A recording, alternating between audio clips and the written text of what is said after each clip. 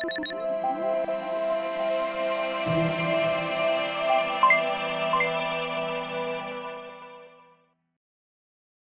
we kick off a little bit of a candid conversation. And this is something that I usually look forward to. It's the more fun part of the conversation.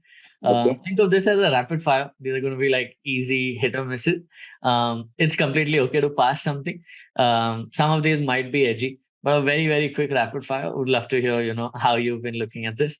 To kick things off, I think first one's again something out of the blue, right? So imagine if you had an unlimited budget, right? Millions and millions of dollars.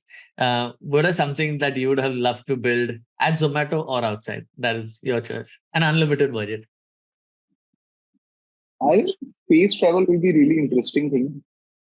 If I Nice. got the opportunity to build on that, that would be really interesting. A lot of ambiguity, a lot of unknowns. It would be really interesting. I guess all billionaires tend to do that, right? Jeff Bezos to, We need to understand, what's the next Elon mind Musk. stimulation? What's the next mind stimulation for you?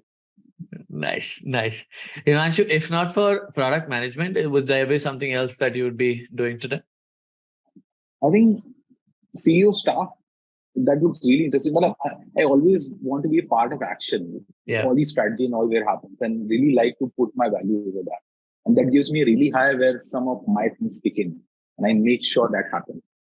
So CEO staff or something of that nature, I've heard those kind of roles are there. That would be really interesting. Nice. Strategy versus execution. Himanshu, what's your take on this? I think lots of kids come to us saying that, hey, we want to, and especially even those looking for an internship, hey, we're super interested in product strategy, right? Versus, like you mentioned, get scrappy, get into the execution. What are your thoughts on this? Early phase execution, forget about strategy. Nobody is going to hear about strategy from you. And build your knowledge and then talk about strategy.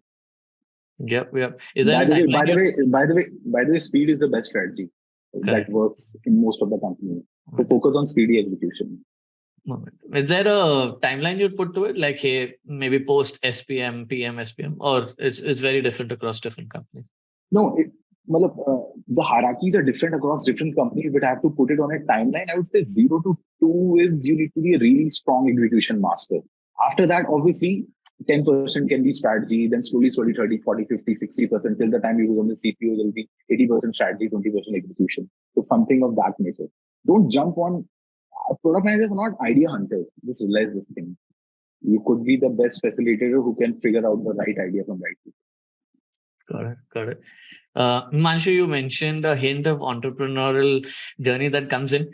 But even before that kicks in, what are 2-3 spaces you're really excited about? Say you were to start up, say you were anytime in the future, but what are 2-3 things that you're really, really passionate about?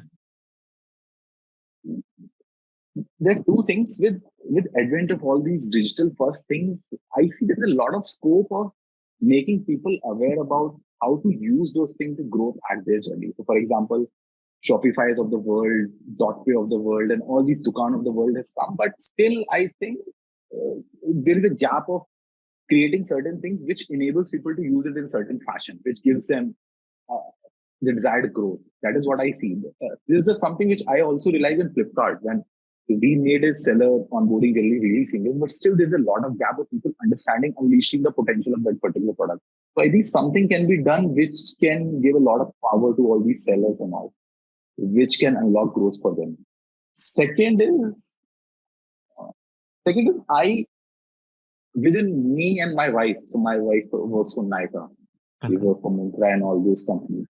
We share a lot of synergy in terms of e-commerce strategy and all those kind of things. We really look forward to make something which I'm not sure. I would say some kind of consulting sort of a thing, not particularly zeroed upon that particular idea. Sort of consulting on that. Sure. So more like an e-commerce product consultancy or sorts? Yeah, something of that type. Interesting. I think with the advent of so many D2C brands, I think there's definitely scope there. Because there's a lot of people who reached out to you, you know a lot of them, but due to your work commitments, you can't do much on those fronts. Correct. Okay. Interesting. Looking forward to that whenever it comes through. But last question, I think one thing that's less spoken about in the industry is generally the amount of FOMO that we see out there, right, on social media, maybe among among your peers, among your your colleagues. You oftentimes, even though you're doing great, right? You might be doing great at your career, but somewhere someone out there is doing better, and then you feel like, okay, hey, or am I not doing enough, right? So how do you deal, whether this is imposter syndrome or not? Is there a hack that you found to deal with this? It's a very difficult problem. Like if you are very active on LinkedIn, Twitter, and all, you keep all these people celebrating. You're not even sure whether those are legitimate in that nature or not. But sometimes you think, yes, I'm not doing something of that nature or not. So that creates that kind of halo effect about those things. I would say refrain yourself from those things. I mostly back in 2 3 years back, I had 700 people I used to follow on Twitter. All these Bollywood celebrities to all these product posts. Now I follow 25 30 people who I learn. That's the academy for me. Twitter is academy for me, and LinkedIn is something where it's kind of a scrapbook for me. I figured out something. I see a trend of certain thing. I write it down for myself to see later phases. I don't post it to gain followers and all these kind of things, to share all these things. Just a scrapbook for me. Some people find it good, okay, good enough. But stay away from this. It's not adding value. At the end of the day, you are getting paid to solve a certain problem statement. Just judge yourself on those North Star metrics of your company. That is what matters. Correct. Himanshu, last question, and you need to be super honest about this. In the last 1 month, which app have you ordered the most from, Zomato or Swiggy? Zomato. Well, if you had asked this question 1 year back, then maybe Swiggy. Yeah. But right. Actually, this we should have asked this a year and a half back. Now I think the loyalties have definitely You been. you should ask my sister and other relatives and all how I take अच्छा उसमें अच्छा क्या नहीं मिला तुम्हें ऐसा मतलब I just always figuring out, and it's a big problem also to us when I go to vacation and all ना, I'm figuring out certain places. I figure out अरे यार ये ऐसे नहीं होना चाहिए था. I'll take screenshot, video recording, put some notes around it. When I go to a meeting, I'll say to the respective folk, यार इसको ऐसे solve करते हैं, इसको ऐसे नहीं. तो कई बार I'm figuring out, exploring some places, and I'll be lost in certain thoughts. यार इसको ऐसे क्यों नहीं किया? Then my wife will put a tap on my shoulder, भाई चलने कहीं. Are you able to figure out a place where you should go? So I'll twist the question a little bit. I'll make it a little harder. What's one feature on other food delivery apps that you wish Zomato had? One feature, food delivery apps had. Food delivery apps. Or commerce in general, if you have like a feature that you've seen in India, outside India. No, I think pretty much solid on that one. But let me know if you figured out some feature of that nature. But I see it's pretty much sorted because I have made my team try all these apps for 1 week, whether it's international or Indian.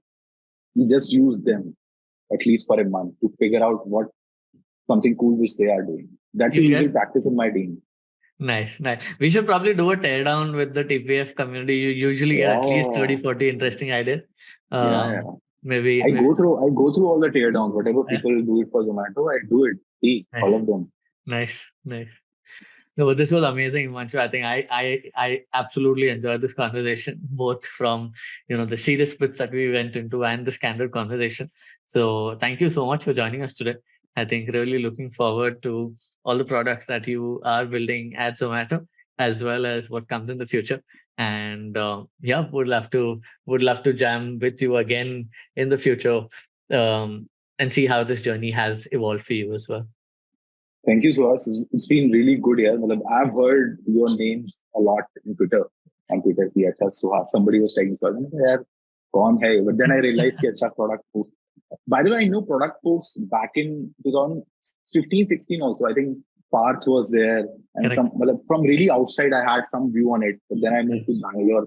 I was not sure at that time you were much active in Bangalore as such or not.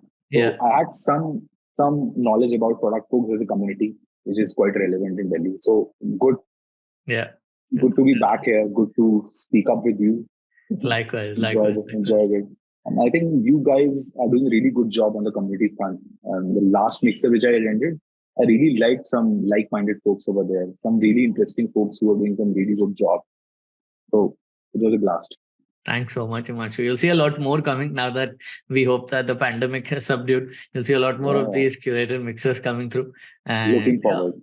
Looking forward. hoping. You'll find me in most of them. Thanks so much. Thanks so much, Himanshu.